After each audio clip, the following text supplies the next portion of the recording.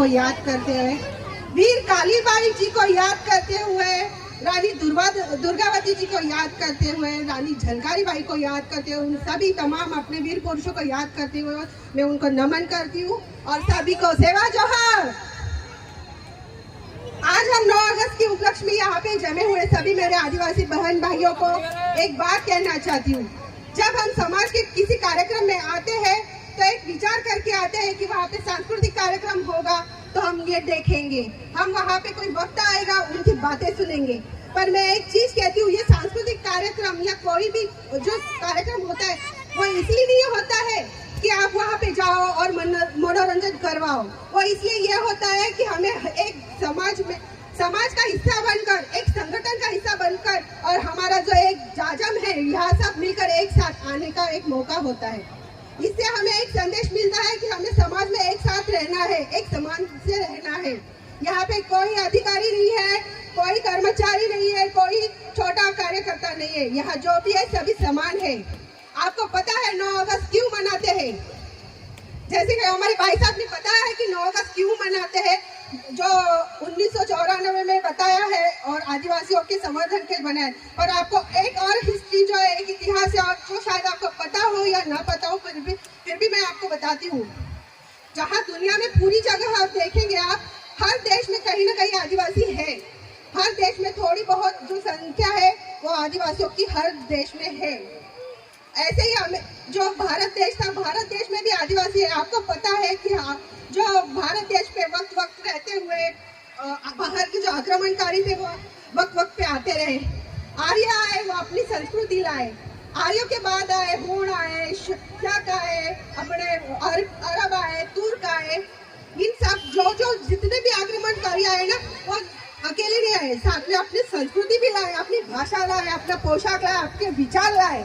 और उनका देखते देखते उनका प्रभाव था वो हमारी संस्कृति पर भी पड़ता गया। और ऐसे ही खोज में एक और अंग्रेजों के जमाने में अगर देखते हैं तो अंग्रेज भी आए भारत देश में, पर वो सिर्फ अकेले नहीं आए, उनको व्यापार करना था, सत्ता करनी थी, इसलिए वो भारत देश में आए। ऐसे ही खोज करते करते जो एक क्रिस्टोफर कोलंबस नाम से एक अंग्रेज था, इटालियन अंग्रेज था, उसने क्या किया, भारत देश जाना है, व्यापार करना है, इसलिए वो गया पिछले रास्ते से, मतलब पश्चिम दिशा से, और जाके पहुंचा कैसा, पश्चिम किनारे के ऊपर जाके बैठा। और वहाँ पे उसको लगा हम भारत में पहुंच गए, पर वहाँ पे वो भारत नहीं था, वो एक नए देश की खोज मिली थी जिसको हम सब जानते हैं, अमेरिका। उस अमेरिका की वो वहाँ पे वो खोज निकाल के लाया। फिर धीरे धीरे करते करते वहाँ पे जितने भी यूरोपियन जो कंट्रीज थे, देश थे, वो वहाँ पे जाके अपना बसेरा बसाया। धीरे धीरे वो अपनी संस्कृति, जैसे भारत में हुआ है, अंग्रेजों ने जैसे अपनी अंग्रेजी हुकूमत से अपनी संस्कृति हमारे ऊपर धीरे धीरे ला दी है, जो भी बाहर करके जो आए हैं, जिन्होंने अपनी संस्कृति हम पर डाली है, वैसे उन्होंने भी वहाँ के जो अमेरिकन जो लोग थे, अमेरिका के, जो आज हम कहते हैं नेटिव अमेरिकन कहा जाता है उन आदिवासियों को, उन्होंने भी वहाँ पे ऐसे ही किया, अपनी संस्कृति ऊपर ला दी। धीरे धीरे करके अभी आज का समय अगर देखते हैं, वहाँ के जो आदिवासी, उन्होंने कहा कि हमारी जो संस्कृति खत्म होती जा रही है, इसके लिए कुछ करना चाहिए। 1982 में वहाँ से आदिवासियों ने फिर एक उठाव किया कि नहीं, हमारी संस्कृति बचानी है तो हमें तो कुछ करना चाहिए। अलग अलग उन्होंने लॉ से अपने का जो कोड है वहाँ में बताया कि हमारी संस्कृति का रक्षण करना है, हमारे लोगों का रक्षण करना है। और ऐसे हजारों लोग वहाँ पे भी मरे अपने इतिहास को बचाने, अपने वीर पुरुषों को, अपनी संस्कृति को, अपनी भाषा को, अपने पहराव को, पोशाक को, सभी को बचाने के लिए उन्होंने अपना जी जान लगा दिया।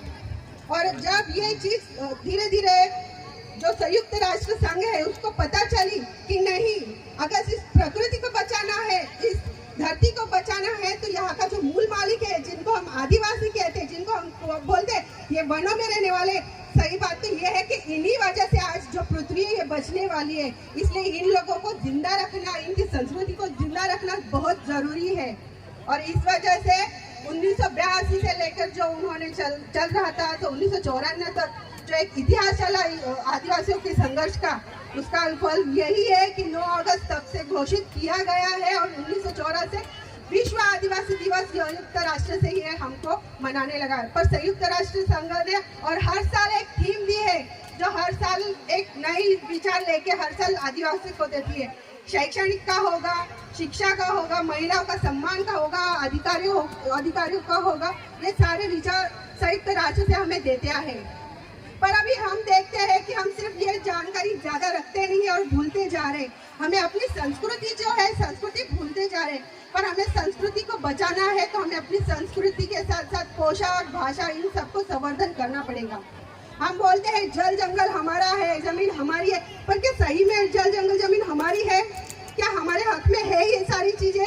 हमें ये सोचने की जरूरत है। आज हमें जंगलों से बाहर निकाले जा रहा है। आपको पता भी है हरदेव जंगल जो है आज वो हमारे हाथ से चला गया। हजारों की तादाद में वहाँ पे पेड़ पौधे काटे गए, वहाँ के आदिवासियों ने उठाव किया।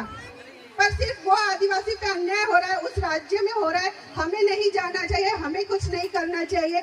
हमारा कोई मतलब नहीं उन आदिवासियों कि ऐसा करके चलेगा, नहीं चलेगा। अगर उन आदिवासियों के साथ गलत हो रहा है तो भविष्य में सोचिए मत, हमारे साथ भी ऐसा होने वाला है। आपको भी आपके जल जंगल जमीन से हटा सकते हैं। तो इसलिए हमें जरूरी है कि हमें अपनी संस्कृति को बचाए रखना है, हमें जंगलों को बचाए रखना है। और इसकी सबसे ज्यादा जरूरत है कि हमें संगठित होने की जरूरत है। तो आप सभी से यही निवेदन करती हूँ कि जितना भी हो सके आप संगठित रहिए, संगठित रहकर अपनी संस्कृति को बचाए, अपने लोगों को बचाए और एक जाजम पर आने की कोशिश करें। यहाँ पे जो आयोजकों ने मुझे बोलने का मौका दिया उसके लिए मैं सभी आयोजकों का बहुत बहुत धन्यवाद करती हूँ। आप सभी भाई बहन, मेरे आदिवासी जितने भी आए, आप महिला पुरुष, आपका भी मैं बहुत बहुत धन्यवाद करती हूँ जो आप मुझे यहाँ पे 2 मिनट के लिए क्यों ना वो सुने हैं। और सभी आयोजकों को और आदिवासी के जितने भी परिवार के लोग हैं सभी को बहुत बहुत धन्यवाद। जय जोहार, जय आदिवासी।